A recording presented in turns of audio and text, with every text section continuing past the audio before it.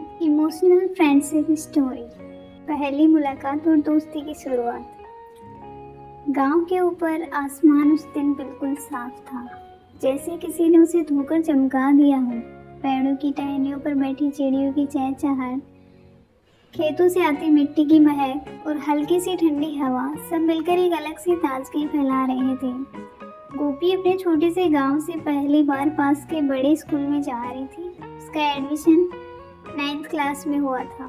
दिल में डर भी था और उत्सुकता भी। उसने अपने दुपट्टे को ठीक किया, बालों को बांधा और धीरे धीरे स्कूल के बड़े गेट से अंदर आई। स्कूल सच में बड़ा था।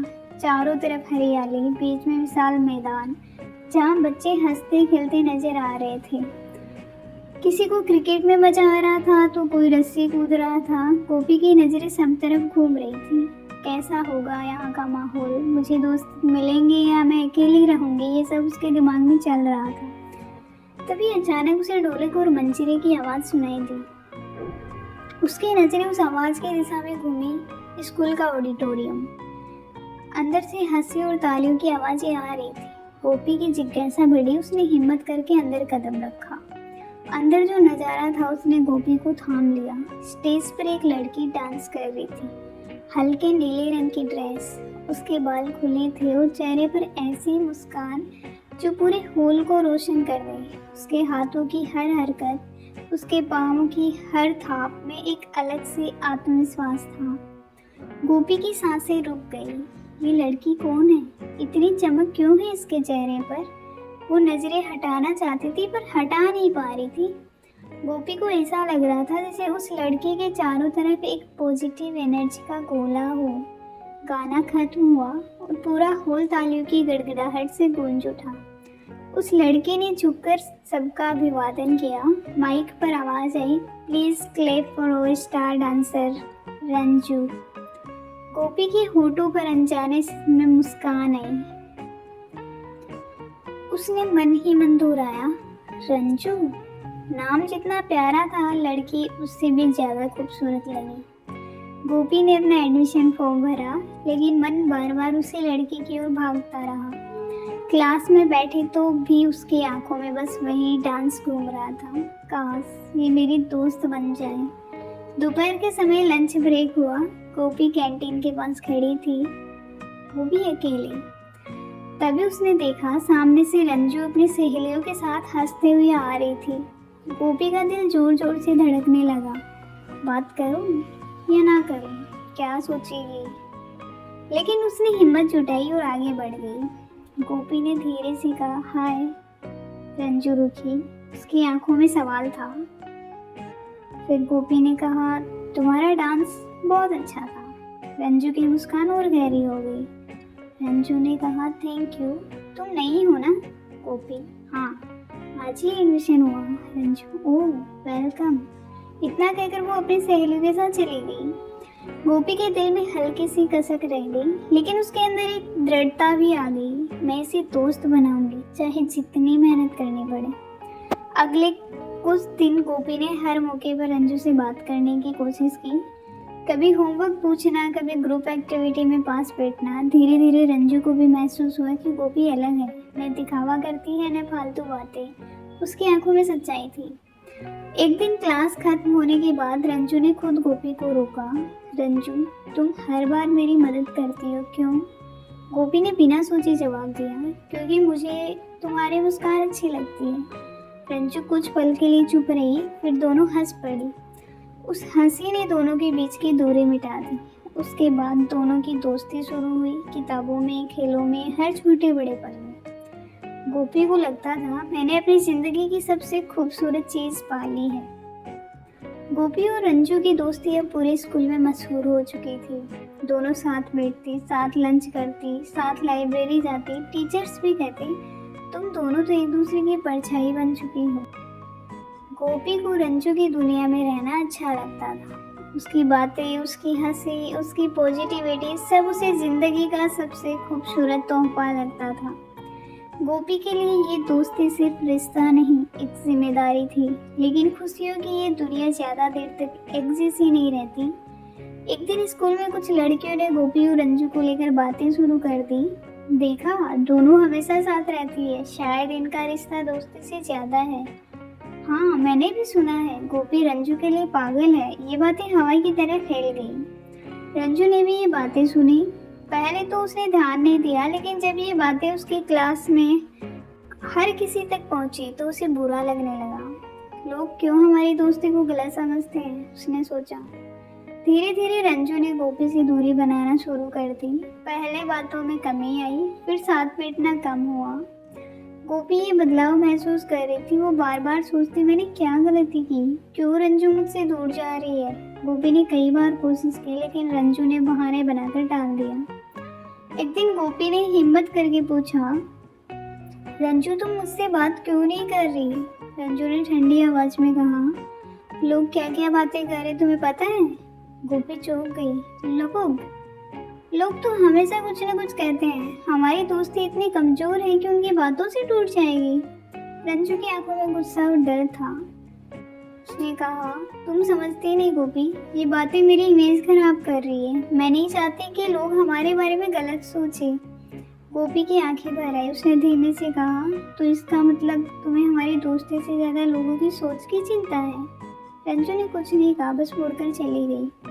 उस रात गोपी बिस्तर पर लेटी रही, लेकिन नींद नहीं आई। बारिश हो रही थी, हर बूंद के साथ उसका दिल भी टूट रहा था। मैंने तो सिर्फ सच्ची दोस्ती चाही थी, ये दर्द क्यों मिल रहा है। अगले दिन भी रंजू ने बात नहीं की। गोपी ने फैसला किया, नहीं, मैं इस रिश्ते को ऐसे खत्म नहीं होने दूंगी। ये मेरी दोस्ती है और मेरी दोस्ती मेरी ताकत है। बारिश फिर से हो रही थी। जब गोपी ने छतरी भी नहीं ली और रंजू के घर पहुंच गई। उसके कपड़े भीग चुके थे, बाल चेहरे से चिपक गए थे, लेकिन उसकी आंखों में सिर्फ एक जिद थी, मुझे इसे समझाना है। रंजू दरवाजा खोलती है और गोपी को देख हैरान रह जाती है। रंजू गोपी से बोलती है, गोपी ये क्या हालत बना रखी है, अंदर आओ। गोपी अंदर आई। पानी टपक रहा था। उसने कांपते हुए कहा, रंजू अगर दोस्ती में गलत इरादे होते तो मैं ये आंसू क्यों बहाती। रंजू चुप रही। गोपी कहती है, लोगों की बातों ने हमारी दोस्ती को इतना कमजोर कैसे कर दिया। तू ही तो कहती थी सच्चे रिश्ते कभी नहीं टूटते। रंजू की आंखों में भी आंसू आ गए। उसने गोपी का हाथ पकड़ लिया और कहा, गोपी मुझे माफ कर दो, मैंने तुम्हारे अपनेपन को गलत समझ लिया। दोनों एक दूसरे को गले लगाकर रो पड़ी। बारिश की बूंदें खिड़की पर गिर रही थी और कमरे में सिर्फ सच्ची दोस्ती की ताकत थी। उस दिन गोपी ने खुद से कहा, चाहे पूरी दुनिया गलत समझे, मैं इस दोस्ती को कभी टूटने नहीं दूंगी। समय किसी के लिए नहीं रुकता। वो मासूम उम्र, वो क्लासरूम की खट्टी मीठी बातें, सब धीरे धीरे पीछे छूट गई। गोपी और रंजू ने स्कूल की आखिरी परीक्षा दी और फिर रिजल्ट के बाद दोनों अलग अलग कॉलेज में चली गई। पहले पहल हर रोज बातें होती थी, फोन पर घंटों हंसना, पुराने किस्से याद करना, नए सपनों पर चर्चा करना। लेकिन फिर पढ़ाई का बोझ, नए दोस्त, नई जिम्मेदारियां, सबने उस रोजाना बात करने की आदत को हफ्तों में बदल दिया। फिर भी गोपी और रंजू की दोस्ती वैसी ही थी। जब भी बात होती वही अपनापन, वही सच्चाई। रंजू हमेशा कहती, गोपी याद है वो दिन जब तू बारिश में मेरे घर आई थी। अगर उस दिन तू नहीं आती तो शायद मैं तुझसे दूर हो जाती। गोपी मुस्कुराकर कहती, अगर तू दूर होती तो मैं फिर भी तुझे ढूंढती, क्योंकि तू मेरी दोस्त है और दोस्त कोई चीज़ नहीं होती। साल गुजरते गए, कॉलेज खत्म हुआ, करियर शुरू हुआ। रंजू ने बैंक में जॉब पकड़ ली और गोपी टीचर बन गई। दोनों की जिंदगी बदल रही थी, लेकिन उनके दिल में एक चीज़ नहीं बदली, उनकी दोस्ती। फिर एक दिन रंजू ने फ़ोन किया। उसकी आवाज़ में हल्की सी घबराहट थी।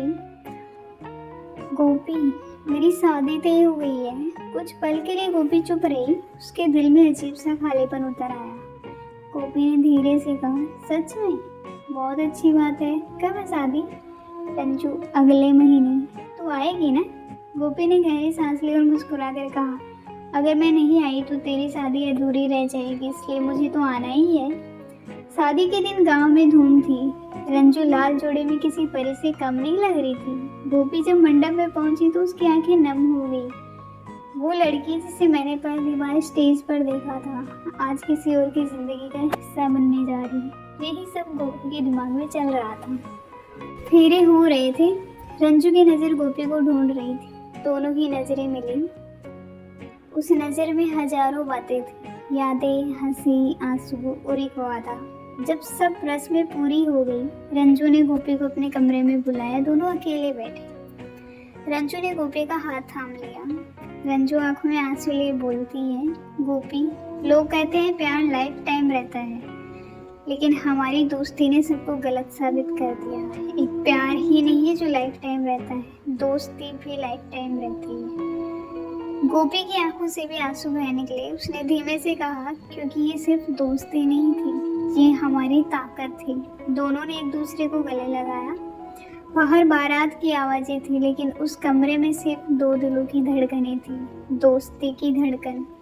रंजू की विदाई का समय आया। गोपी दरवाजे पर खड़ी थी, हाथ हिला रही थी और दिल में बार बार यही कह रही थी, जिंदगी तुझे जहाँ भी ले जाए मैं तेरे साथ रहूंगी, क्योंकि तू सिर्फ मेरी दोस्त नहीं, तुम मेरी जिंदगी का हिस्सा हो। सालों बाद गोपी एक दिन अपने पुराने एल्बम देख रही थी। एक तस्वीर थी स्कूल के दिनों की। उसमें रंजू और गोपी साथ हंस रही थी। गोपी ने फोटो को छूते हुए कहा, रंजू, लोग कहते हैं वक्त सब कुछ बदल देता है, पर हमारे लिए वक्त भी हार गया। फोन की स्क्रीन जली। रंजू का मैसेज था, गोपी, तू मेरी जिंदगी का सबसे खूबसूरत हिस्सा है, हमेशा रहेगी। गोपी मुस्कुराई। उसकी आंखों में चमक थी, वही चमक जो उसने पहली बार रंजू की आंखों में देखी थी। कहानी खत्म नहीं हुई, क्योंकि सच्ची दोस्ती की कहानियाँ कभी खत्म नहीं होती। धन्यवाद।